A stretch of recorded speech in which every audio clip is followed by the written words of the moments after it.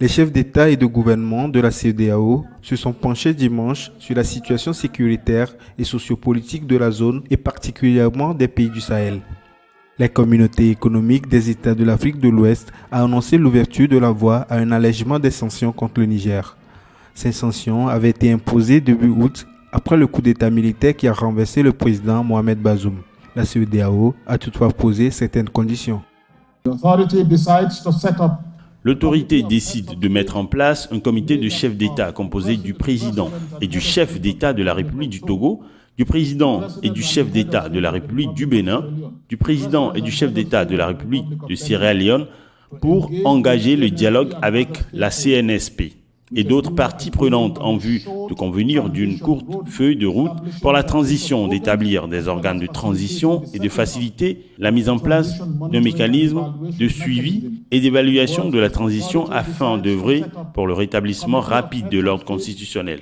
L'autorité allégera progressivement les sanctions imposées au Niger si la CNSP ne se conforme pas aux résultats de l'engagement avec le comité. La CEDEAO maintiendra à toutes les sanctions, y compris le recours à la force, et demandera à l'Union africaine et à toutes les autres parties d'appliquer les hypothèses cibles aux membres du CNSP et à leurs associés. Towards the speedy restoration of constitutional order. Le général Abdourahmane Tiani, au pouvoir au Niger depuis le coup d'État militaire du 26 juillet, a rencontré vendredi le président togolais Faure Gnassingbé à Lomé pour renforcer les relations bilatérales et économiques. Les deux dirigeants ont réaffirmé la volonté d'approfondir la coopération bilatérale et annoncé l'ouverture d'une ambassade du Togo à Niamey, selon un communiqué de la présidence togolaise vendredi soir. Outre la coopération sur les questions sécuritaires dans la région, le général Tiani et le président Faure Gnassingbé ont évoqué une collaboration en matière de transit et de transport sur le corridor Lomé-Ouagadougou-Niamey. Après normalisation de la situation, bien que membre de la communauté économique des États de l'Afrique de l'Ouest, le Togo a pris plusieurs initiatives pour faire office de médiateur avec le régime militaire nigérien à la demande de ce dernier.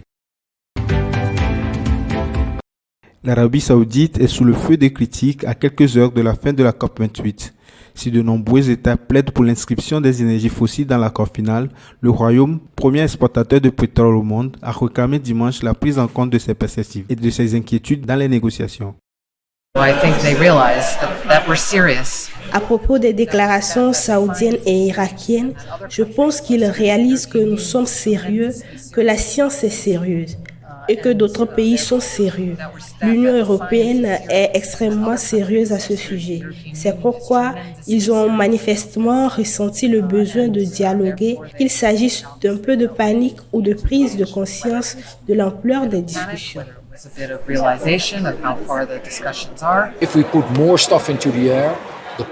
Si nous rejetons davantage de substances dans l'air, la planète va entrer en ébullition. Et nous sommes là pour l'éviter. C'est pourquoi nous pouvons et devons trouver un compromis sur la manière dont nous allons procéder et sur la manière dont nous allons répartir les mesures. Nous ne pouvons pas remettre en cause le chiffre de 1,5. Nous ne pouvons pas contester la nécessité d'éliminer progressivement les combustibles fossiles dès que possible. With the needs to phase out fossil ASAP. L'inquiétude grandit parmi les défenseurs de l'environnement et partisans d'un discours fort sur l'élimination progressive des énergies fossiles. Des militants ont fait une brève irruption dans le pavillon de l'Organisation des États exportateurs de pétrole.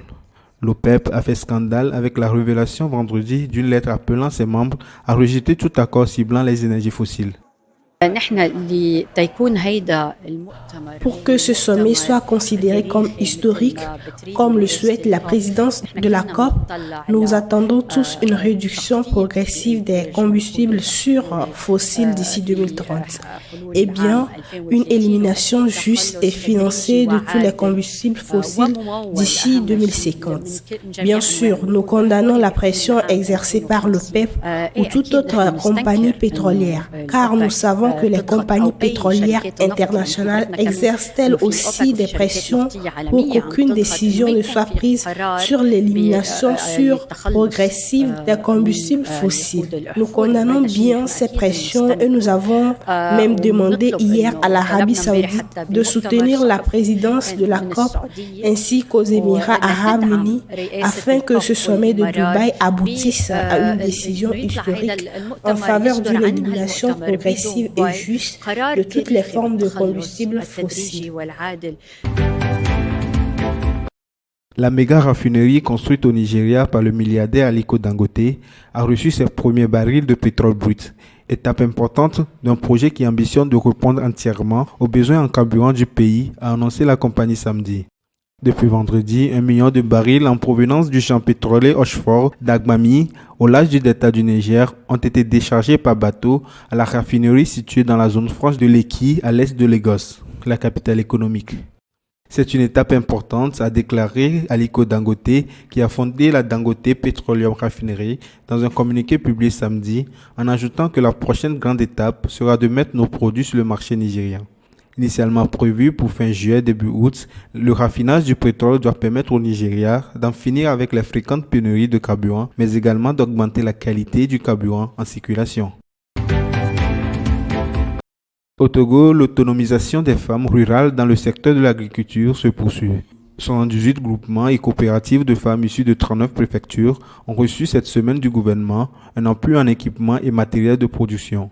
La dotation d'un coût global de 100 millions de francs CFA, acquis grâce au PNUD, est composée entre autres de batteuses, de concasseurs, de moulins motorisés, de râpeuses, de couveuses ou encore de tricycles. L'objectif, a expliqué la ministre de l'Action sociale, en remettant les outils, est de satisfaire les besoins prioritaires de ces femmes et accroître le rendement de leurs activités.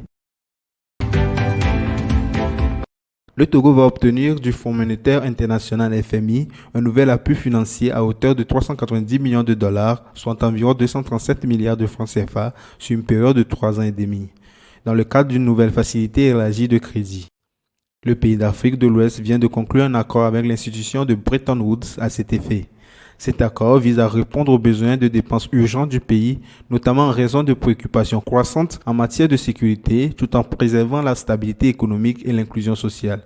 Cette signature fait suite à une mission du FMI au Togo du 29 novembre au 8 décembre 2023 qui a notamment rencontré le ministre en charge de l'économie. L'équipe du FMI est heureuse d'annoncer que nous avons conclu un accord au niveau du personnel avec les autorités togolaises sur un programme de 42 mois soutenu par un accord au titre de la facilité élargie de crédit FEC d'un montant de 293,60 millions de DST, soit environ 390 millions de dollars américains. De la part du Togo, ce nouveau plan d'appui implique notamment des réformes visant à augmenter la recette fiscale de 0,5% du PIB par an, élargir l'assiette fiscale et réduire le déficit budgétaire de 3% du PIB d'ici à 2025. Les ministres de l'Agriculture et de la Pêche européens se sont réunis à Bruxelles pour parler de la situation du marché commun. Il est aussi question de l'agriculture ukrainienne avant l'examen de la candidature de l'Ukraine dans l'Union européenne lors du sommet les 14 et 15 décembre. Si le processus d'adhésion s'est accéléré après l'invasion russe, l'agriculture est au centre des débats. L'adhésion de l'Ukraine à l'Union européenne est indispensable sur le plan humain et géopolitique, martèle Christiane Lambert, présidente du COPA, premier syndicat d'agriculteurs en Europe.